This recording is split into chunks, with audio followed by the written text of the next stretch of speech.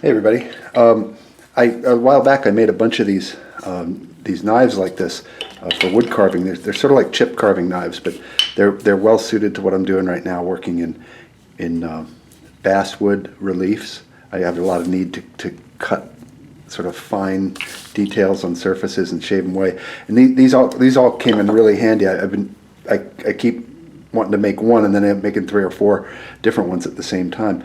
But this is like a super utility knife for just cutting in deep like this and doing a lot of little jobs. They turn out to be just super easy to make, and they sharpen up like literally like razor blades. Like I haven't even sharpened these lately, and they're literally sharp enough to shave with. See, nothing to it. You make one of these in like a couple hours, and you make two or three of them in a couple hours and a half. They're super easy to make. So let's do one. Let's do one of these from start to finish. I'm just gonna go through the process. Okay. So this is well, this one's in blue. These are actually made these directly from these little sketches. But here's one I want to do now. Kind of long, sort of like this one for shaving in like that, but long, thin, and rounded on the edge, so I can get into tight areas like that, and then bent here. So that's one. I think I'm going to do a couple of others. I want to do one that's sort of like this. Again, for shaving into hollows, but into narrower spaces, and maybe a pretty broad one that looks, a little closer to this.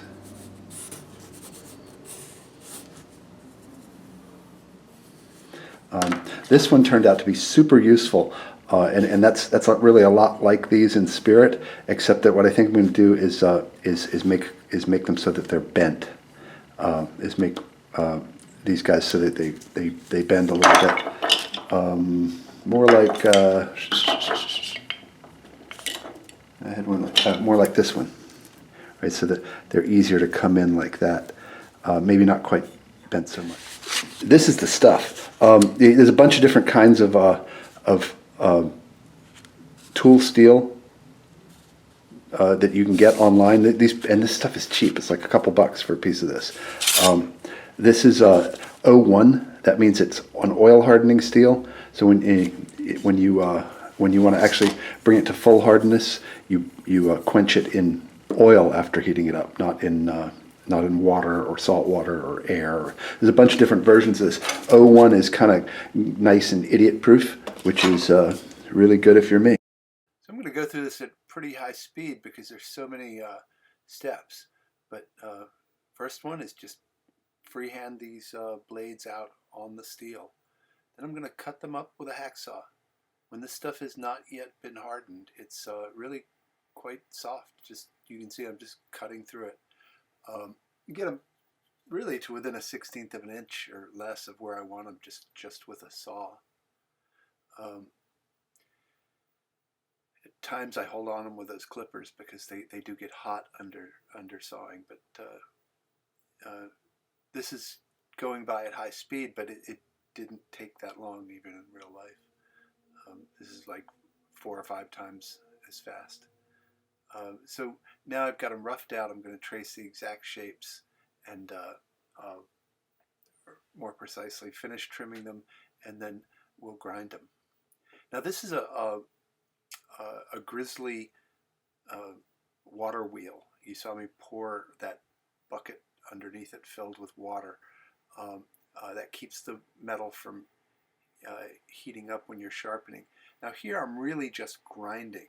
This is something you could just as easily do on a regular high-speed grinder. This wheel is typically used for sharpening, but it does cut enough metal fast enough to actually grind with it. So I'm doing the final shaping, that last 1/16 of an inch or so I'm doing on this wheel. Using the sides more than you would when you're sharpening things.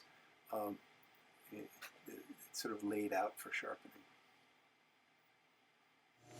Okay, so real blacksmiths will get all kinds of particular about this stage, but you can get a decent, and they get particular about it because half of what they know is the details of how to do this optimally.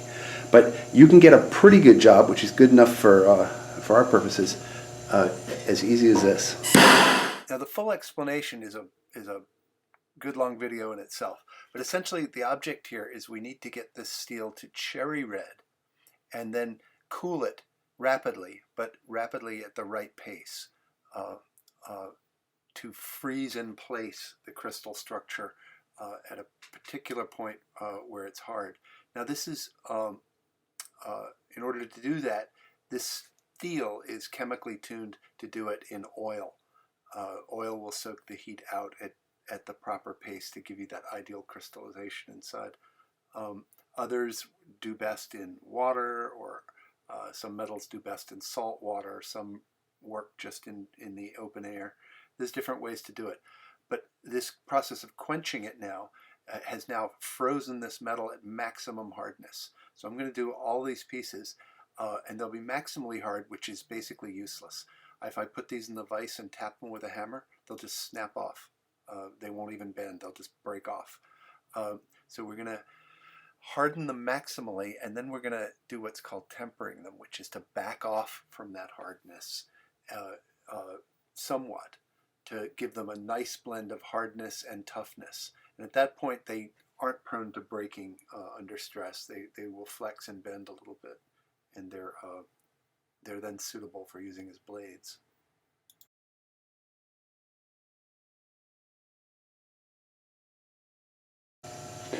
All right, so this is the only part that requires much in the way of skill.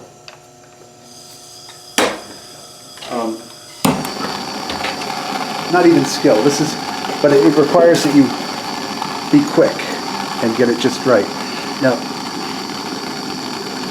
if you look closely here, you'll see right down here, there's blue and there's a spectrum of colors, right? Now we're going to heat it up down here, and those colors are gently, and those colors are going to start to creep up. And this will first get a little bit of straw, dusting of straw color, yellow on it. Then it'll get a little more yellow, a little more yellow. If we go too far, it'll start to go blue. And once it's gone to blue with this steel, it's not going to be very hard anymore. These are so. The minute it gets where we want it, we're going to drop it in the oil and stop it from getting any. See, that's turning straw where I have the heat on it right now. It's already turning straw color. But it's not crept up the tip yet. Now you could actually just put these in the oven if you wanted. If you get see some yellow starting to come up there. I want to back off a little bit now because I don't want it to creep. See, it's starting to turn a little straw up on the end. I just flip it with the thing, and bada bing, there it is. It can sit at that critical temperature for tempering all day. It won't continue to temper. Whatever the temperature for the degree of hardness you seek, as long as you don't get hotter than that, you're fine. So you can just pop it in the oven and let it go. A little earlier in this video, I was using the silicon carbide wet wheel to shape the steel. I was actually carving the outline of the blade with it. That's not what I'm doing now. This is the actual sharpening.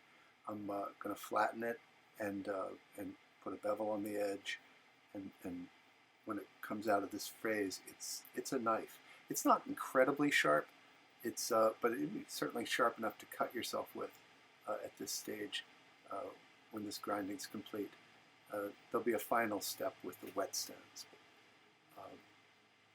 I'm going to speed through all this though because it takes quite a while. This is probably the single longest step. Is just the the final delicate shaping and applying of the bevels and so on.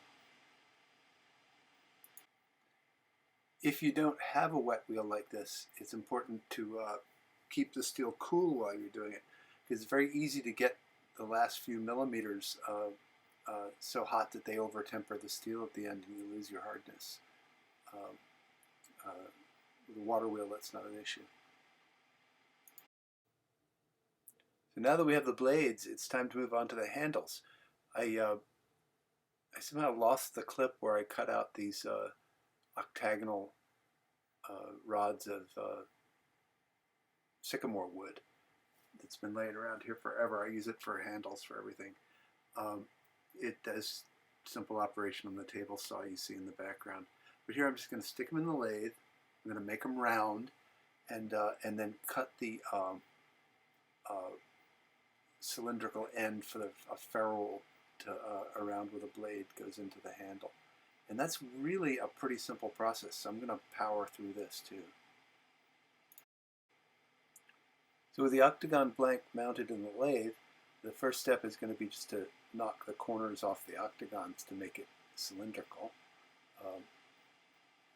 It's just done by guiding the blade along the edge of that metal support. It keeps it from kind of running away with you by sticking in the wood. Then I'm going to sort of shape it down to roughly fit the hand. The part that's critical here is at the end where I'm working now is the final result has the last 3/4 of an inch or so has to be a cylinder of just the right size that the brass ferrule will fit around, because that's where the blade is going to go in. So now I'm just going to shape it sort of to suit my hand. I'll test it for feel a few times to see if I just happen to like the shape. The back end gets a curve in the other direction, so I'm sort of carefully avoiding the spinning piece that's holding the wood at the end. It's sort of just like a spike into the wood. So I'm sort of just shaping it down.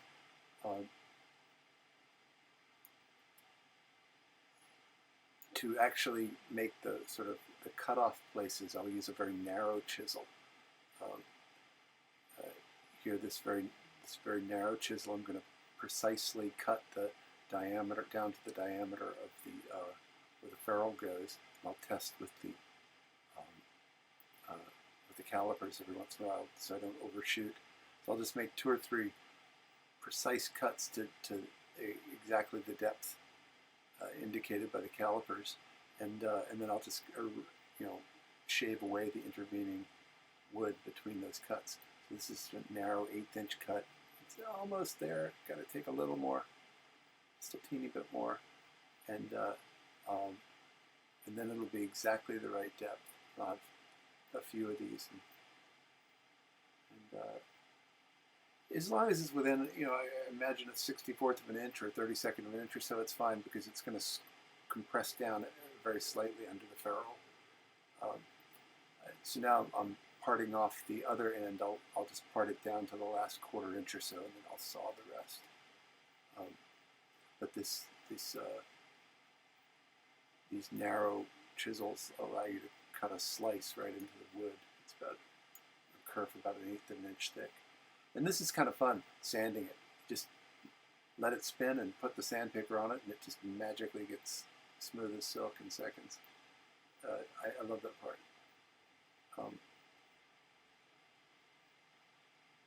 Considering the wood is turning like 1,000 RPM, and there's spinning metal and razor sharp blades, turning is a very sort of gentle art. It's very pleasant to do and not at all scary once you understand what's going on. So now I'm just smoothing it off, and in just a minute we'll have a handle. So this is just going to be sort of rinse and repeat kind of thing. I've got 3 of these to make. I'm not going to bore you with doing them all. The very last step, it'll have the stumpy ends just attached by the little 1/4 inch pieces, and then I'll just saw them off.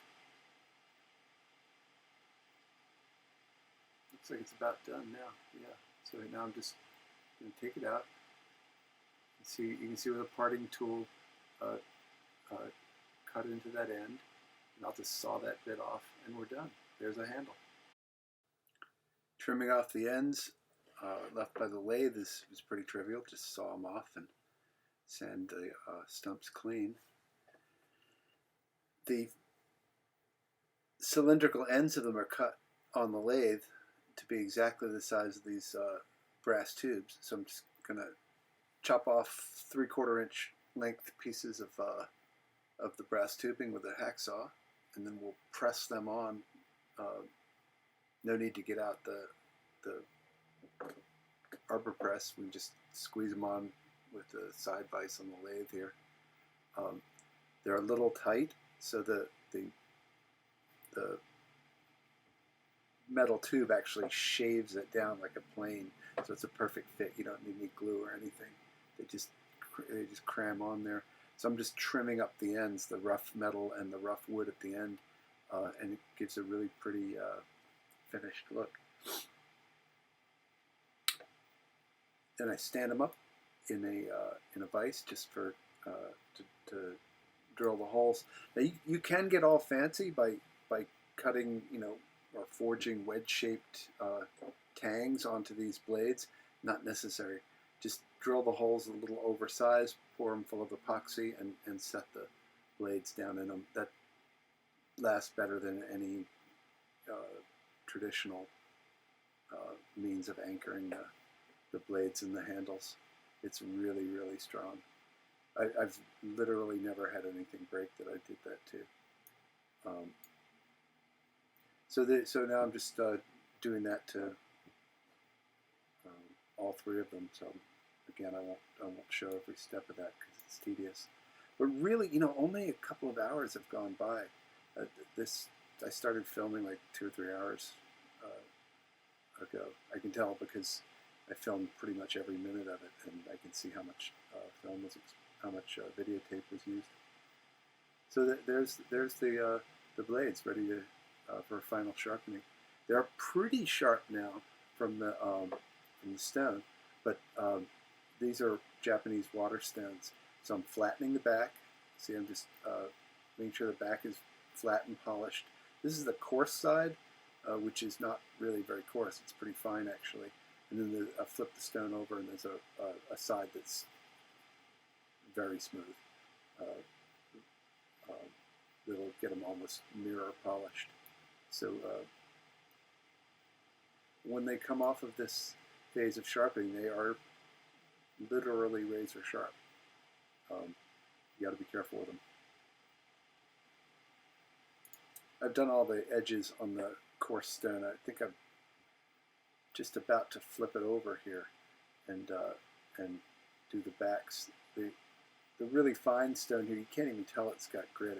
It feels like just a block of smooth, I don't know what, plastic or something, but it's abrasive. Japanese water stones, by the way, totally the way to go. If you have conventional oil stones, just toss them in the trash. They're worthless. Water stones are infinitely better. They sharpen better, and when they do go out of flat, it takes 5 minutes to flatten them out again. They're just incomparably better in every way. Yeah, see, that's the other side of the stone now.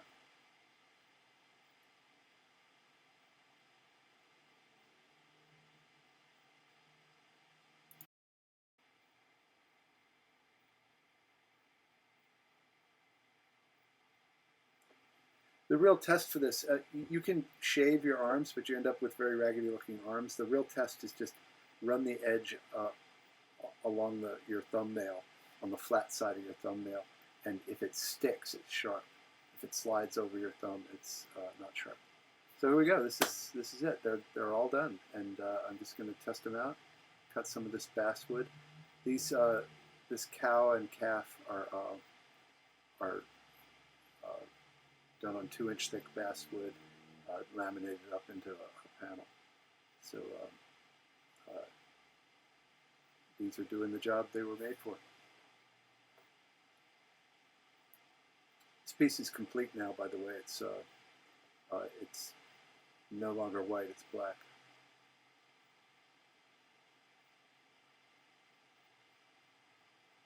that was 3 knives, and they took probably 3 hours altogether to make. See you next time.